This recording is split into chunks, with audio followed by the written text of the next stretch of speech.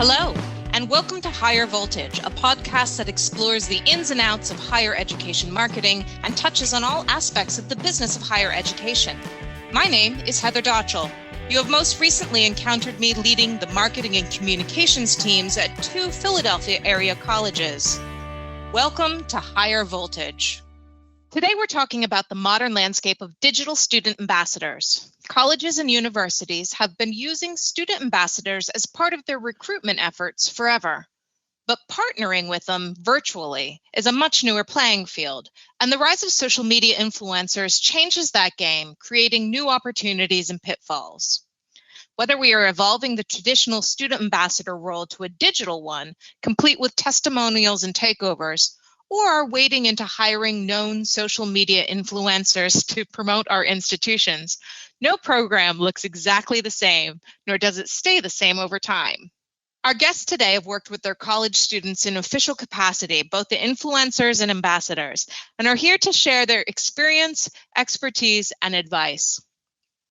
McCarthy Hollowell is a social media communications and marketing specialist with expertise in content strategy, execution, and influencer strategy in higher education, working to increase communications and engage with target audiences.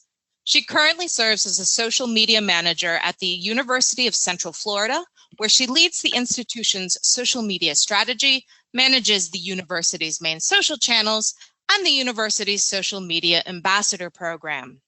Madeline Pyle joins us from Batesville, Arkansas, where she is the Director of Communications at her alma mater, Lyon College. She is a public relations professional with a passion for developing effective communications strategies. She believes social media is invaluable in connecting with key audiences like students.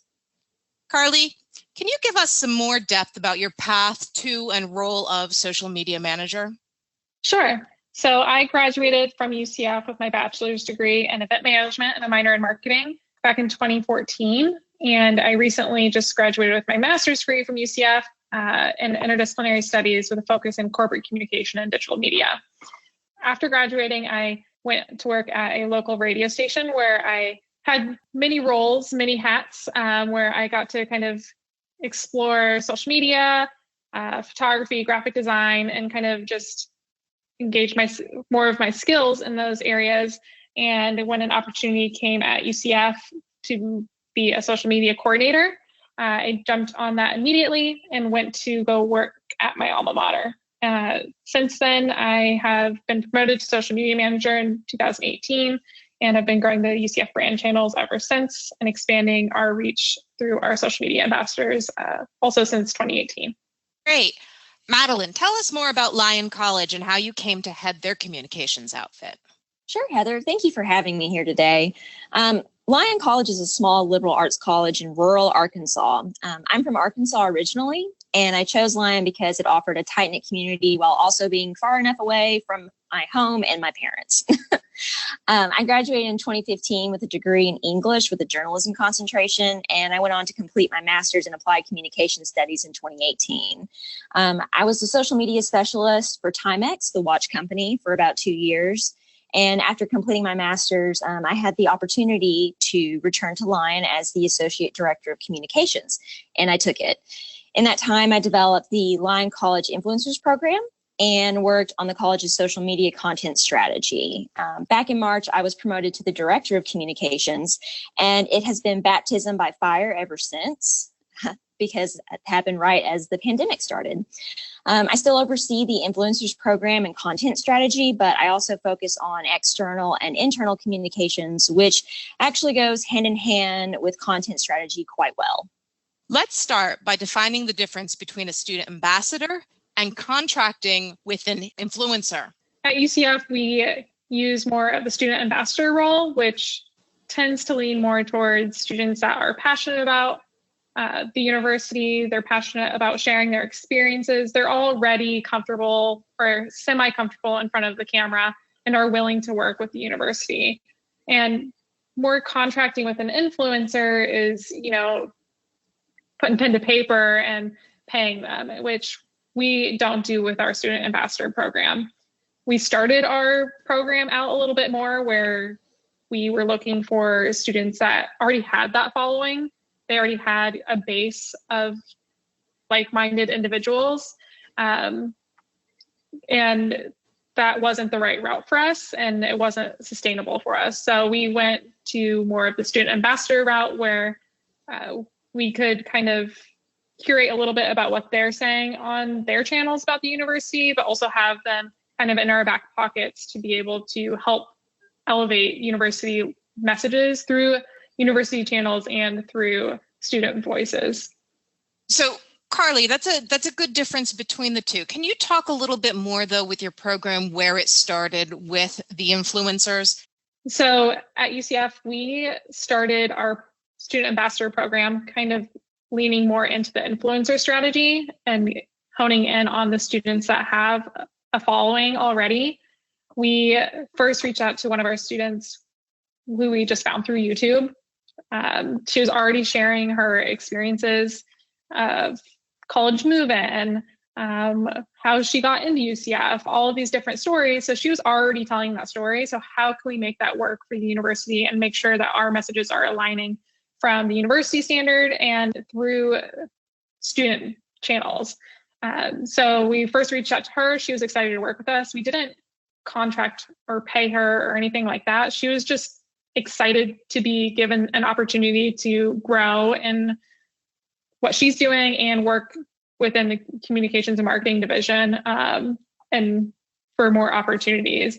We reached out to her more for, hey, we have this marketing video shoot. Do you want to be a face in it? Do you want an opportunity to be in front of the camera and work with professionals in this field, as this is something that she wants to do? And that was good enough for her. And it was kind of like a nice mutual relationship where you're going to share this on your social media channels anyways. Let's work with the university and make sure that it's benefiting both of us, and being able to kind of tag into that. So that's kind of where we started it again, finding more ambassadors or influencers by seeing where people, what people are saying on YouTube about us. If they are already kind of creating that content, then we know they have an interest in what we're trying to create at the university. So even like going on Instagram on geotag locations and stuff, and a lot of it was just us sliding into their DMs and being like, hey, we love what you're doing. Let's work together. And that's kind of where it all started. And it wasn't until recently that we actually did our first call on social media for ambassadors. And now our ambassadors are more engaged and more involved than ever. And we're getting, weekly questions about, how can I be an ambassador? I want to be involved. And I think especially just during the pandemic, they're even more, just looking for a way to get involved in that student interaction with the university. Great. Madeline, how does your program look? Is it similar to Carly's, or do you have some key differences? It is similar to Carly's. We started looking into this program last year, and we are in rural Arkansas, so we don't really have access to famous influencers, really. So for us, from the get-go, it was finding students who had prospective student audiences, so like friends from their high schools. It wasn't really a requirement that they had to have a certain number of followers. We focused more on the quality of those followers. And by that, I mean, do they have a lot of high school students following them, basically? And anyway, so we actually started ours as an application process. We put it out on social media. They had to fill out an application. The final candidates went through an interview process. And we ended up selecting 5 influencers. And the main goals were us promoting their content and them promoting us. And what we were trying to do is, by promoting them on our social media channels and using their content, that we could have prospective students want to check out the influencers. Because looking at some of the research, especially for Gen Z, they do not want to look at marketing materials. They want to hear from their peers about what the college experience is like. So we promoted our influencers as a way for people interested in Lyon College to check out the Lion experience firsthand. The first year we did it, which was last year, was we made it more like a competition, and we had the influencers submit engagement reports.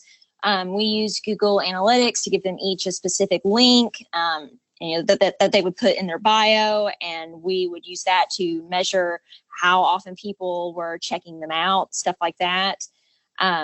However, we've moved away from the competition aspect because that now means that we have more resources just to focus on spoiling all of the influencers, because the perks for them is that we promote them. They get to call themselves the official Lion College influencers. And similar to what Carly was describing, they have access to events. They get to be in photo shoots, and that's beneficial for us because sometimes it's hard to find students that are interested in participating in those things. So yeah, they love social media, and this is just a chance for them to develop their own brand even more so and increase their following while getting to talk about what they love. And all of them love their experience at Lion. Do your students, Madeline, get paid at all? No, they do not. The incentives for them are what we call the perks, which include, well, when we weren't in a pandemic, one of the perks was they had a shopping spree in the Scott shop.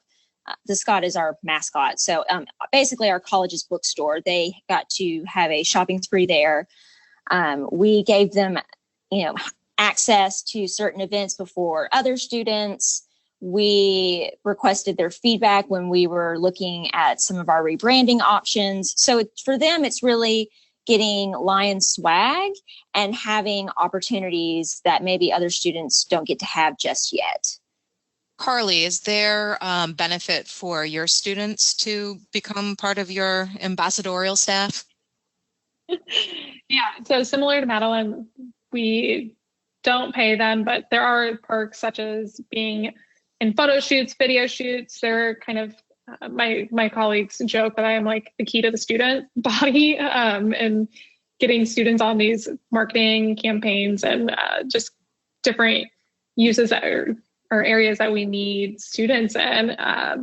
And so they get first pick if they want to be involved in different marketing photo shoots. And we, of course, give them some swag when we can.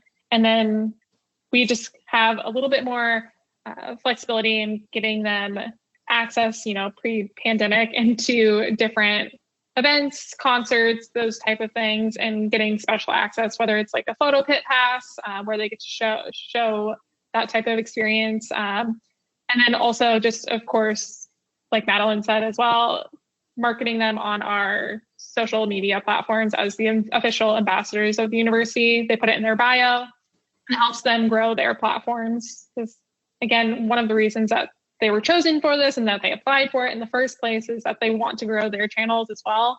And so the more that we can do that, and, again, that mutual relationship where we post them, they post us, and direct our prospective students or our current students into what it's like to be a UCF Knight from the student perspective themselves, and not through what the brand wants them to know, has been really beneficial for us and for them. Let's take a quick break to say that today's Higher Voltage podcast is brought to you by eCity Interactive. For more than 20 years, eCity has been creating marketing strategies, websites, and digital experiences for higher ed institutions large and small. Inspired by challenge and proven by results, eCity can help you solve the greatest challenges facing your institution today. You both mentioned, the students being able to promote their own brand. Are they seeing significant increases in their following after becoming college ambassadors? After we promoted our students' content the first time, we asked the influencers if they had noticed a difference in their following, and they had said that they had received a couple of new followers, people that they didn't know that seemed to be high school students. Yeah, same with us. We're doing like weekly takeovers right now, and then we do like another weekly series with them. So we give them multiple opportunities to engage each week. So it's up to them kind of, if they want to grow their audiences, then they should do these things to get there. So we had a takeover last week, and one of our ambassadors, he did the takeover. I went to that analytics and I was like, wow, you got 780 sticker taps this week. Did you get any new followers? And he's like, yeah, I got like over 90. And like, that was, within like the first 4 or 5 hours. I was like, that's so awesome. I was like, we've gotten a lot of good feedback on your takeover and your experience. Like, I was just curious to see how that translated. If you caught anyone's eye, they liked your aesthetic, they liked your experience, they saw themselves in you. Whether it's, you're living on campus, you're living off campus, you are from the same area, you look like me, you kind of fit that mold where I can see myself going here. And so, yeah, he gained quite a few followers after that week. I'm sure he was quite pleased with that. Yes. So let's talk a little bit about your program's tactics. What do the students do? You just mentioned takeovers. So what are the other tasks that they performed? And then how has that evolved in the pandemic? We've made a couple references, pre-pandemic we did this, but this, it is no longer like that anymore. So what kind of evolution has your program had? Like, what were the pre-pandemic tasks versus the post-pandemic tasks that your students were responsible for? Well, pre-pandemic, our influencers were required to post a minimum of 2 posts per month. And of course, do lots of Insta stories, Twitter, TikTok, whatever they really love, because some of them have different channels that they prefer. And pre-pandemic, they did Instagram takeovers covering events like homecoming. We have a Scottish festival, very random. Lots of different things like that they could do on campus, and they were promoting what's happening here. Once we had to go home in March, the influencers' content changed to focusing on how they were keeping community with the rest of their students. Even though we were apart, we were still together. The influencers would post Instagram stories of them having Zoom meetings with their different organizations. We are a pet-friendly campus, so there were lots of fun challenges where it was take a selfie with your pet, things like that. So it's kind of, now that we're still remote, and the influencers' content really just focuses on how they are still keeping community. For us at UCF, pre-pandemic, like this year, we're like, okay, we're going really hard in on the ambassadors and really igniting them and putting more focus into this new group. And so January, February, it was a lot of let's showcase. We have a broad group of ambassadors that represent a lot of different colleges and majors and all that kind of stuff. So we started doing more day in the life content, day in the life of a double major, day in the life of a student at the downtown campus. What's that like? And so we were doing more content around that. And then we would do a weekly Nights on the Street series, which is kind of our series where an ambassador hosts a weekly Instagram story where they ask a relevant question, whether it's, what's your favorite class right now? Or what are you looking forward to this spring semester? And then we ask that question on Instagram as well and engage our online audience. So that is one thing that once this pandemic hit was like, okay, well, how are we going to do that? Because we usually go around campus asking students these questions. So once the pandemic hit, we quickly kind of took that Nights on the Street series and flipped it to just strictly remote with our ambassadors. So it wasn't engaging, students around campus, but we were using our ambassadors to answer these weekly questions and create that community online where we still asked our online audience these questions, how are you doing? What distance learning tips do you have? How can we, learn from each other? So we were still able to engage our online audience while also using our ambassadors to share those messages. It allowed our audiences to get to know our ambassadors a lot better. So now there's like a real connection there. And then recently we started doing more of the takeovers or the weekly takeover Tuesdays where we have them do more Ask Me Anything. But if there is something specific that they want to hone in on, they're more than welcome to. We have a freshman, so she kind of did like the first week of classes. What's it like to be a freshman on campus? We had a theater student do one this week. So it's just been a lot of different ways that we've had to evolve and adapt using our ambassadors, but they were also really useful. We still did day in the life type of stuff, day in the life of distance learning. What's that like? Day in the life of or how to stay healthy and active, and utilizing those student virtual resources that were still available during the pandemic. But now that we are back to more of a hybrid kind of campus, having some classes online and then having some classes on campus, we have some of our student body back. So we've kind of shifted that nights on the street because we liked what we were doing. So we're still allowing the opportunity for our ambassadors to answer those questions online, and also going on campus to, really show that the two meet, and this is kind of our reality right now. And we're not forgetting about the people online, and we're not forgetting about the people on campus. So it's evolved and changed a lot, but it was really great to have them around the summer, the ones that were local, and able to participate in those video and photo shoots where it's like, okay, well, everyone's going to have to wear a face covering on campus when we do return to campus. We need to show what that's going to look like. So they were kind of like our people to go to showcase students doing that, and expectations and all of that as well. Which channels and which types of student communications, whether it's testimonials, chats, takeovers, what have you, what are your data and feedback showing work best? For us, it's Instagram. It's the easiest to measure, and it's the one that the students use the most.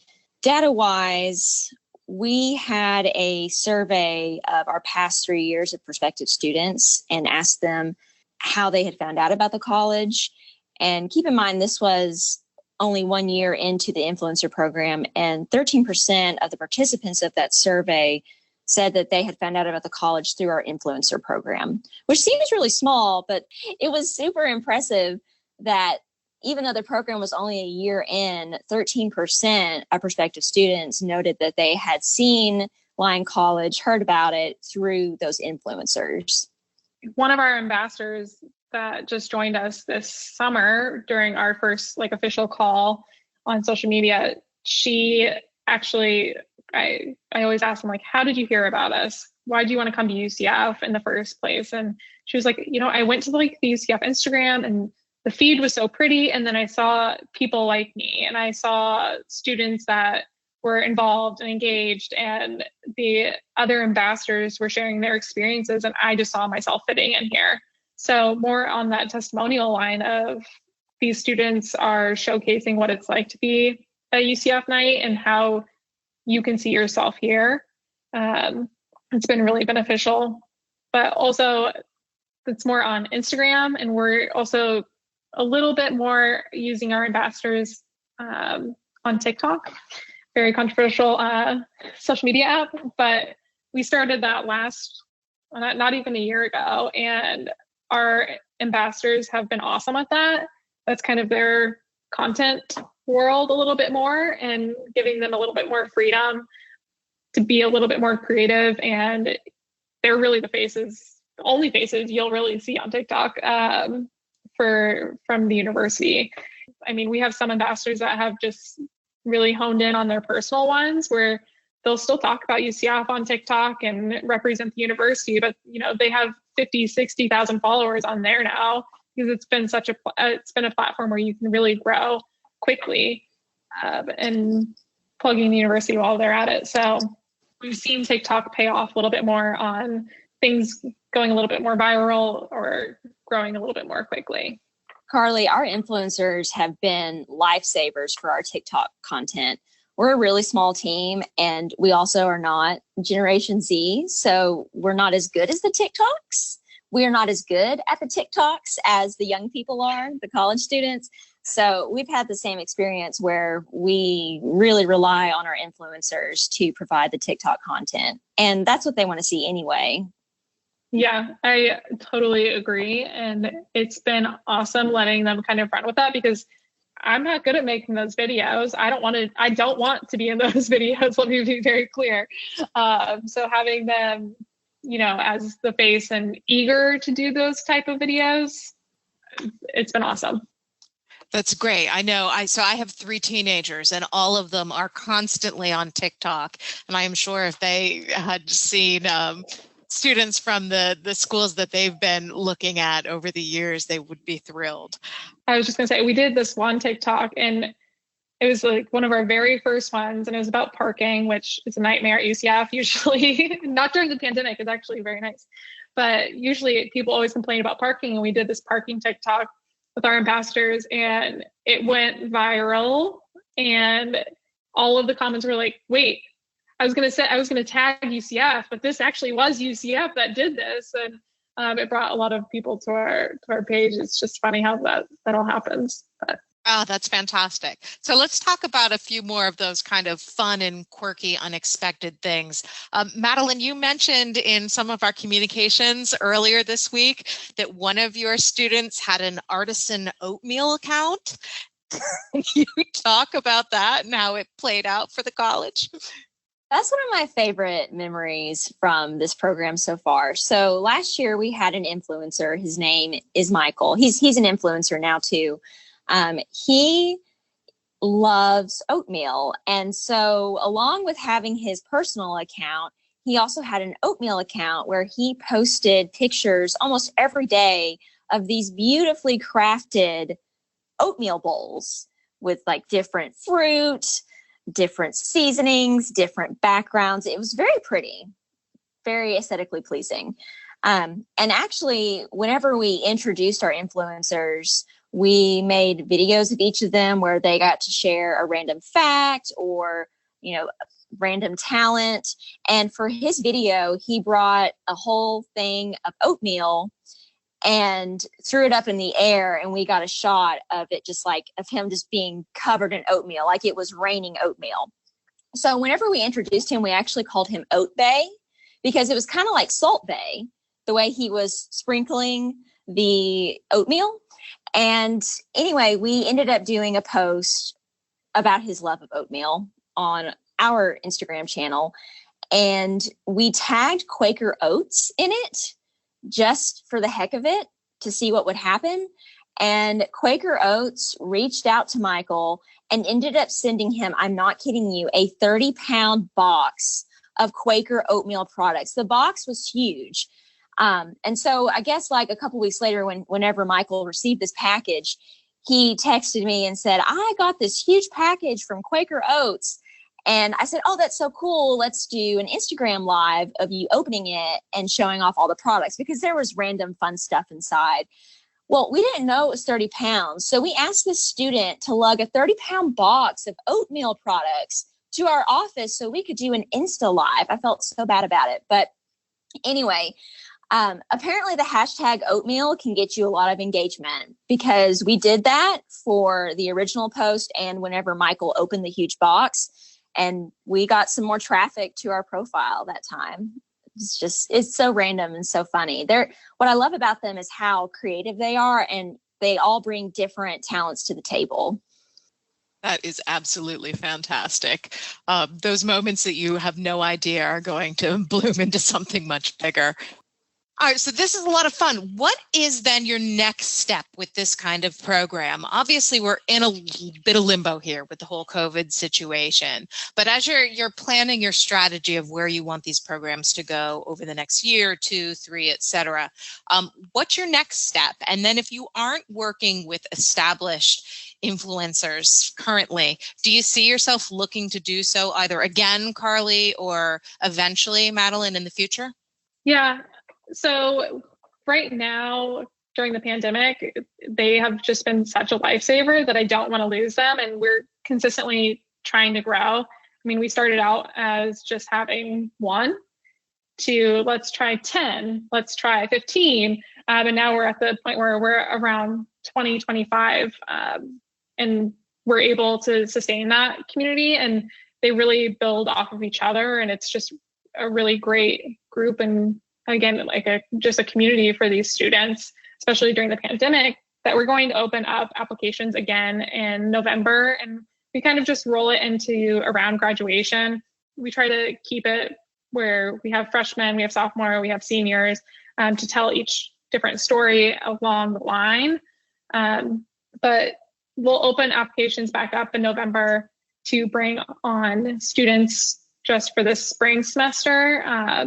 And again, just growing them into, working with us on photo shoots, with us on different videos and different social media campaigns. But also I want to grow it a little bit more in their own social platforms. Right now we have them posting at least like once or twice a week about the university, but kind of igniting them a little bit more to create their own content about UCF, share more of their personal stories, not just us sharing their stories. So more from that personal perspective where, they've grown in this many followers. They already have a group of like-minded individuals from high school. So how can we hone in on that a little bit more and create content through their channels to reach those audiences? But I don't see us jumping into hiring influencers or contracting with different influencers right now. Not to say that we wouldn't do it in the future, but I would like to be able to use this ambassador program to show a bunch of different perspectives, not like you have to have 5,000 followers, 10,000 followers to be involved with this, but more so being able to focus on the students that we do have in the group that we currently engage with to make it a better experience for them and make sure that they're getting something out of it at the end of the day. For us, we are a very small team. I'm sure y'all know the higher education climate right now is tough, and it is especially difficult for small private liberal arts colleges. So we're running on a tight budget, and we all on our team wear different hats. I think for me, it's getting more organized and trying to make the program more self-sustaining, like giving them more direction at the beginning so that they can post more content, have more direction on, what we would like from them, which we want them to be creative, but, doing more fun virtual events, Takeover Tuesdays, stuff like that. It is in its second year. So we've learned from our experiences and mistakes, and I think I just want to keep bettering it. And the more that I can show that this program gives us results, then I can secure more of a budget for it, because we are also on a shoestring budget, which is one of the reasons that we moved away from the competition aspect of it, because the prize was a huge part of the budget. And we wanted to use the budget to offer more opportunities for the influencers, for all of them. So I think for us, it's just getting more organized and looking at more ways that we can use their content. So for the Marcom offices that aren't working yet with students officially, where do they start? What do they need to look out for? What are the pitfalls? What kind of contracts do you need to have them sign? What are those pieces that you need to think of as you're building this program? Well, for us, the first step was doing some research and then creating a proposal that we shared with Cabinet. One of the articles that I looked into was from the Chronicle of Higher Education, talking about influencers, and having the research to back up the proposal helped us get budget to start it in the first place. So make sure that you have sources showing that it works. You can say that my friends Carly and Madeline said it works. I don't know, whatever floats your boat. But then, of course, we have all the influencers sign a stipulations agreement, make sure that is thorough. We fortunately haven't really had any problems with our influencers posting inappropriate content, but I think one of the reasons we haven't run into that is that they had these stipulations to begin with.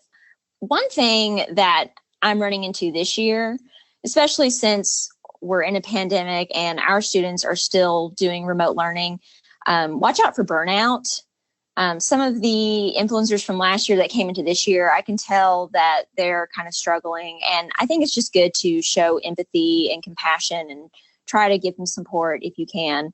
Because that's another benefit of this. We are a small community. We are tight-knit. And one of the things I remind the influencers is that just like they rely on other faculty and staff, our department is here for them too. We love them. We want to take care of them.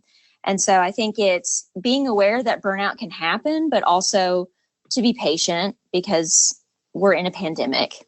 It's hard. Yeah, I echo everything Madeline said. At UCF, we have an agreement that ambassadors are expected to sign, and they should stick to it throughout their time with us. But we don't really have like a cutoff for. It's not like your ambassadorship ends at the end of the semester. It's kind of something ongoing. We haven't really had any students drop out. They usually just continue on until they graduate, and we do offer them like a letter of recommendation or anything like that, something that kind of sets them off and makes them feel like their time here was well spent.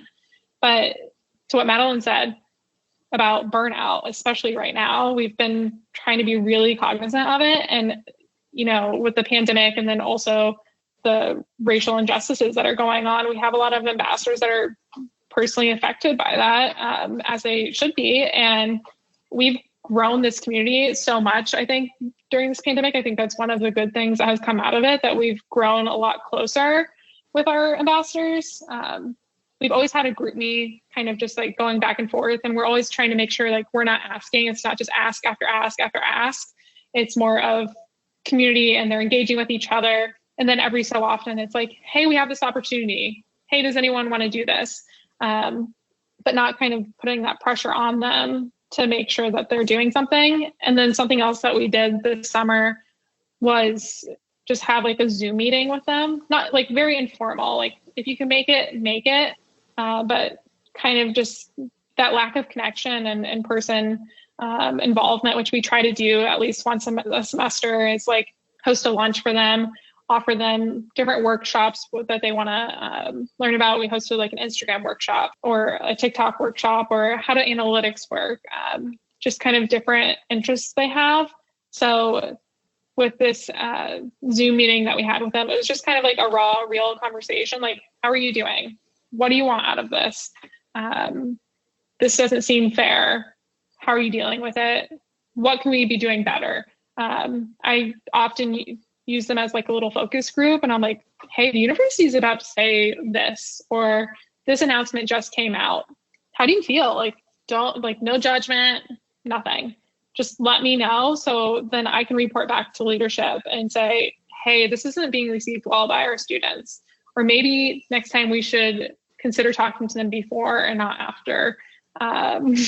Maybe we should put the wants and needs of our students at the forefront of what we're doing, and just making sure that we're very cognizant of moving forward, how we need to communicate these things to make sure it reaches the right audience and the right tone, and what we're doing is meaningful work.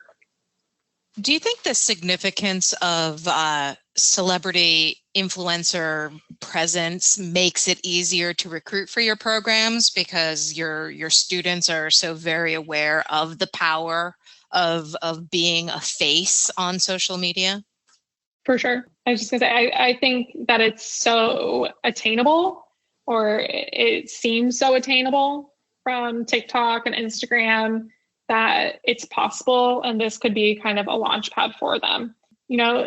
College is supposed to be a place where you learn. I think they're taking it as a learning experience to after college, or, during their college career, trying to make those connections and start being an influencer, or learning more about social media because they want a job in social media afterwards. So not just becoming an influencer, but also on the backside of things and learning from either myself or my team on how to do that effectively. Carly said it way better than I would have. I think being an influencer is cool, especially to our students who are part of Generation Z. And that's why we call it the Lion Influencers Program, because from what I've seen in my millennial ways, being an influencer, it can be a career, and kind of what Carly said, it's a launch pad for something else, for what they do after college. What other colleges and universities are doing an admirable job with these relationships? Do you have any shout outs you want to give to other institutions that you look to for modeling also? I have looked at the University of Delaware a lot. They have an influencer program, and I think I got to talk to one of their communications professionals, and they were a huge help. They have a good program. Personally, for me, I've learned a lot from University of Georgia. They have their digital dogs program. They do it a little bit different for me, so I could kind of learn what they did and what we were already doing. And I was like, well, should we switch it up? Should we do something a little bit different? So they actually have their ambassadors have their own like branded Instagram channels. So it would be like UGA Carly or something like that. Whereas at our university, we do it just on their personal platforms to keep that prospective audience. So there's pros and cons to each, I think. And I've gone back and forth battling with myself on which is the right one. Is like, should we switch? Should we not? Because I like the idea of it being branded, but at the same time, I want it to reach those native audiences and those prospective audiences that they already have. So that's why we ended up sticking with our personal ones. But then that comes a lot more with making sure that what they are posting on their personal ones, we're not being overbearing, but we do have these expectations of them on their personal accounts. So it can get a little sticky, but for the most part, as long as they sign that agreement, which is very important, it all works out. We like to talk about issues and trends in higher ed. Our tagline for marketing and comm professionals by marketing and comm professionals. Are there any other resources or recommendations that you want to give as we wrap up the conversation? It's always very important to me that we're not just talking about things in theory, but we have people, have our listeners have takeaways. And we've covered quite a bit of it, but is there anything we haven't that you'd like to mention? I will take this one first. One resource, and I'll shout them out all day, every day. And it's been such a good thing to have during this pandemic. It was an investment piece for our department, but Cinebody, it's user-directed content. And we are easily able to just kind of write out the shots that we want for different videos. So all of our day in the life videos, we're like, okay, do an intro that kind of sounds like this. Show us what you're eating, take us to your classes. What are you doing for your mental health today? What are you doing for physical health today?